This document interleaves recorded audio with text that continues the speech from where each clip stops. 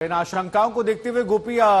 अतीक के हवाले से कोई सूत्रों से खबर आई कि वहां पर चर्चाएं क्या चल रही हैं, जिन बैरक में वो रहता है, जिन लोगों के साथ जेल के अंदर उठता बैठता है, कोई अगर अंदर की बात निकलकर सामने आई हो, या पुलिस प्रशासन पर कितना दबाव है इन चर्चाओं को लेकर? क्योंकि सियासतदान भी दबी जुबान से कह देते हैं कि क्या पता वो भाग जाए, क्या पता गाड़ी पलट जाए। जब सियासतदान ऐसा कहते हैं तो जाहिर सी बात है खौफ तो अतीक के अंदर होगा ही।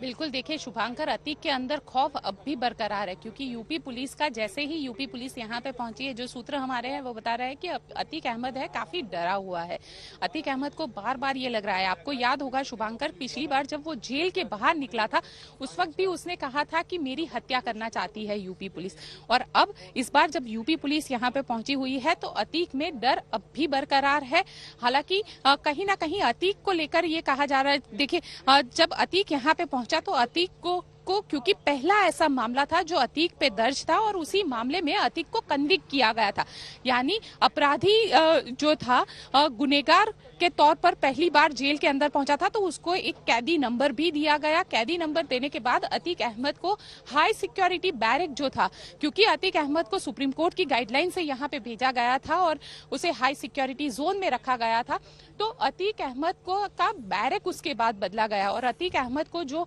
अहमदाबाद ब्लास्ट के आरोपी थे उनके साथ जो 200 नंबर का बैरक था उसके पीछे वाले हिस्से में रखा गया, ताकि वहां पे अतीक किसी के साथ बातचीत ना करे। और वहां पे देखिए वो जो पूरा इलाका है जेल का, वो इलाका वो काफी महत्वपूर्ण इलाका है, वहां पे परिंदा भी पैर नहीं मार सकता है, क्योंकि ये पूरा एक सेपरेट जेल के अंदर बना हुआ इलाका है। और वहीं पे जो ब्लास्ट के आरोपी है उनको रखा गया है और उसके बाद जो दूसरा एक बैरक है, बैरक 200 नंबर का बैरक, वहां पे अतीक अहमद को रखा गया था। अब क्योंकि अतीक अहमद जो है वो कन्विक्ट हो चुका था तो उसका बैरक बदल जाना वो तय था अतीक अहमद को, इसीलिए उसका बैरक जो है उसको बदला गया। और वहां पे देखिए लगातार ये आरोप भी लग रहा है कि अतीक अहमद साबरमती सेंट्रल जेल में था, बावजूद उसके उमेश पाल की हत्या की साजिश रची गई। तो ये साजिश किस तरीके से रची गई और पूरी तरीके से देखिए अतीक अहमद साबरमती सेंट्रल जेल में था, अशफाक जो है वो बरेली की जेल के अंदर बंद था, तो फिर ये साजिश किस तरीके से रची गई, ये भी एक पुलिस के लिए सबसे बड़े जांच का विषय है। और यहाँ पे पुलिस पहुंची हुई है, बी वारंट लेकर ये पुलिस पहुंची है और पुलिस अतीक से, देखिए यहाँ से जब अतीक को ले जाएंगे तो कुछ ऐसे सवाल है जिसका जवाब पुलिस के लिए ढूंढना बेहद जरूरी रहेगा, क्योंकि ये वही कड़िया रहेगी जो कड़िया अब तक जो शार्प शूटर गिरफ्तार नहीं हुआ है उसके साथ जोड़ेगी। तो वैसे में ये महत्वपूर्ण हो जाता है। और अतीक अहमद को लेकर ये कहा जाता है कि भले ही वो साबरमती सेंट्रल जेल में था, लेकिन यूपी के अंदर उसका जो दबदबा है वो भी बरकरार है। पुलिस किसी भी तरीके की ढील बरतना नहीं चाहती है, सुरक्षा के लिहाज से भी 30 लोगों की सही बात है, बिल्कुल सही बात है गोपी, क्योंकि वो साबरमती में भले ही था लेकिन जिस तरह की हरकत इलाहाबाद में, प्रयागराज में अंजाम दी गई वो अपने आप में हैरान करने वाली। लेकिन फिलहाल एक बड़ी खबर आ रही है, ब्रेकिंग न्यूज आपको बता दें कि 2 से 3 घंटे में कहा जा रहा है कि साबरमती से प्रयागराज अतीक अहमद रवाना हो जाएगा और ये इस वक्त की बड़ी खबर है। 2 से 3 घंटे में अतीक अहमद को प्रयागराज लाने वाली है यूपी पुलिस और ये इस वक्त की एक महत्वपूर्ण खबर है। वही पुलिस वाले उसे लेकर आएंगे जो पिछली बार गए थे वारंट बी के साथ। फिलहाल साबरमती जेल में यूपी पुलिस मौजूद है। 2 से 3 घंटे में साबरमती से प्रयागराज रवाना होगा अतीक। गोपी मेरी सहयोगी लगातार बनी हुई हैं। गोपी, ये वारंट बी के बारे में जरा आज तक के दर्शकों को बताइए और रिमांड की प्रक्रिया जो है, क्योंकि पुलिस प्रशासन वहां पहुंच गई है, ये 2 से 3 घंटे का जो वक्त है इसमें क्या क्या चीजें होती हैं, जरा एक बार हमारे दर्शकों को आप एक्सप्लेन कर दीजिए वहां की तस्वीरों को दिखाते हुए।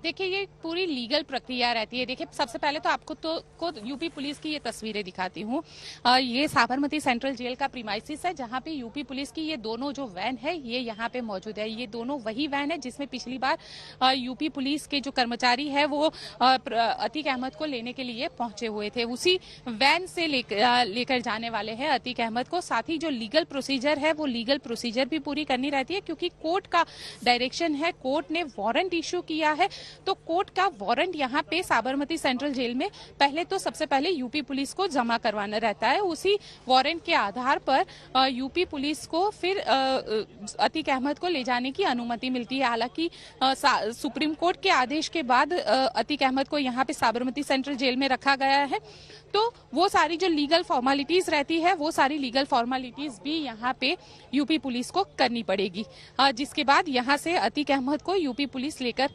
रवाना होगी प्रयागराज के लिए। और करीब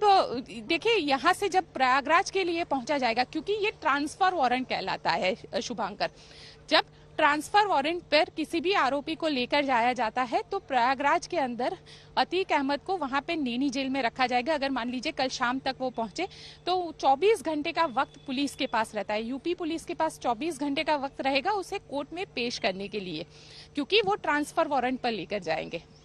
जी। 24 घंटे के भीतर उन्हें कोर्ट में अतीक अहमद को पेश करना पड़ेगा, उसकी रिमांड मांगनी पड़ेगी। मैक्सिमम 14 दिनों के जो पुलिस रिमांड है वो मांग सकते हैं और उसमें अतीक अहमद से पूछताछ कर सकते हैं। और पूछताछ बेहद महत्वपूर्ण रहेगी, क्योंकि कई सारी ऐसी अनसुलझी कड़ियां हैं जिसे यूपी पुलिस को सुलझानी पड़ेगी, उसके सबूत इकट्ठे करने पड़ेंगे, तभी जाके ये पूरा मामला जब कोर्ट में चलेगा तो अतीक अहमद को कन्विक्शन तक पहुंचा सकती है यूपी पुलिस। तो वैसे में हर एक कड़िया, हर एक पहलू, इसका इन्वेस्टिगेशन जो है वो यूपी पुलिस के जरिए किया जाएगा, क्योंकि ये कहा जा रहा है कि उमेश पाल की हत्या के मामले में अतीक अहमद प्रमुख आरोपी है, उसी ने पूरी 120B के तहत साजिश रची थी।